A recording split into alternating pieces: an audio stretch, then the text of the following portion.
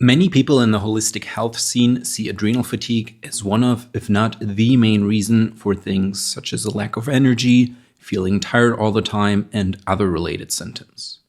On the other hand, many doctors say adrenal fatigue is a fake disease that is not accepted in the medical community. So who is right, and how did this difference in opinions even form in the first place?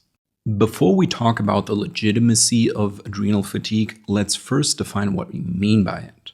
Adrenal fatigue is a chronic underactivity of the adrenal glands. Sometimes this happens over months and years, but oftentimes it happens almost overnight.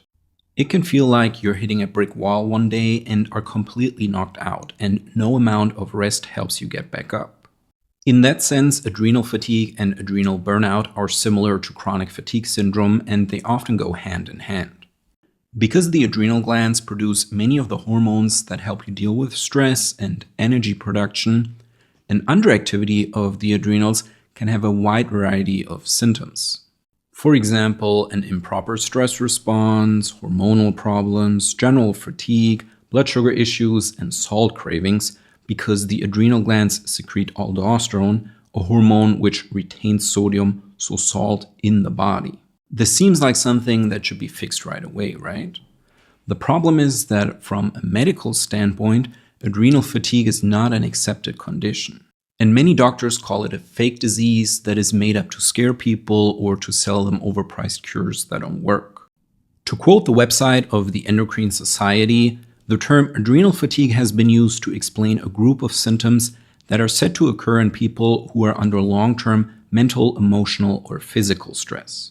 No scientific proof exists to support adrenal fatigue as a true medical condition.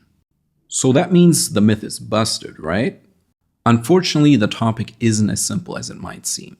Even though some holistic practitioners probably use the term too loosely and diagnose everyone with unexplainable symptoms with adrenal fatigue, the idea is not completely made up.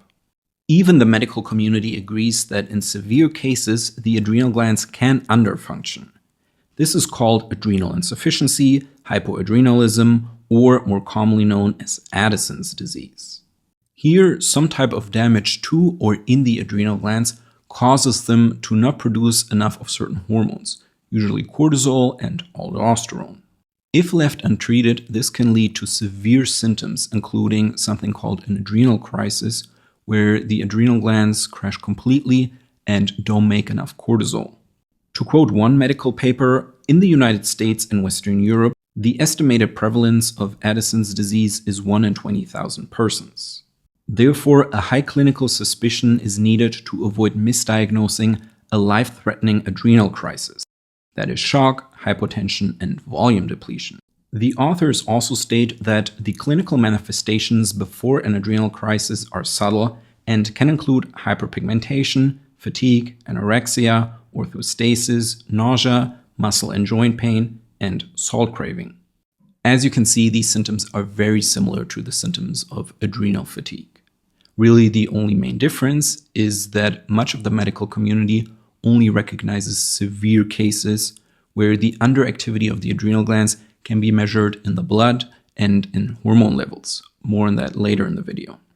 To illustrate this, the standard medical approach to adrenal health is binary, in that your adrenals are either completely healthy or completely sick, at which point you will hopefully be diagnosed with Addison's. The problem with this approach is that it leaves very little room in between other than the clinical manifestations before an adrenal crisis that I mentioned before. And we don't view most other organs that way. Alzheimer's in the brain doesn't just happen overnight, and neither does diabetes. Health always happens on a spectrum, and it's not just the absence of diagnostic markers. Which brings me to the diagnostic markers of Addison's disease. Besides certain hormones like aldosterone, cortisol, or ACTH being outside the reference range, an electrolyte imbalance is often an early indicator, especially when it manifests as a low sodium together with high potassium. The problem is that blood electrolyte tests are notoriously bad and often only show imbalances when it's too late. I talk about this in more detail in a different video. When you run other tests like a hair analysis, you commonly find imbalanced electrolytes indicative of unhealthy adrenal activity. And when these people improve their adrenal health through lifestyle, diet, and rest, their energy returns and the electrolytes tied to adrenal health, like sodium and potassium, also return back to normal. So even though it's controversial, I definitely think the concept of adrenal fatigue is helpful. What that means is that if you agree with the premise that health can happen on a spectrum and that at least part of the current diagnostic markers for Addison's might come with problems, you should also be open to the possibility of subclinical adrenal fatigue that might normally be missed. Also, two things can be true at the same time. Adrenal fatigue can exist, but still be a buzzword that is overused by many holistic practitioners. And whoever is right, the critics or the proponents of adrenal fatigue, I always believe it's helpful to look at both sides of the argument.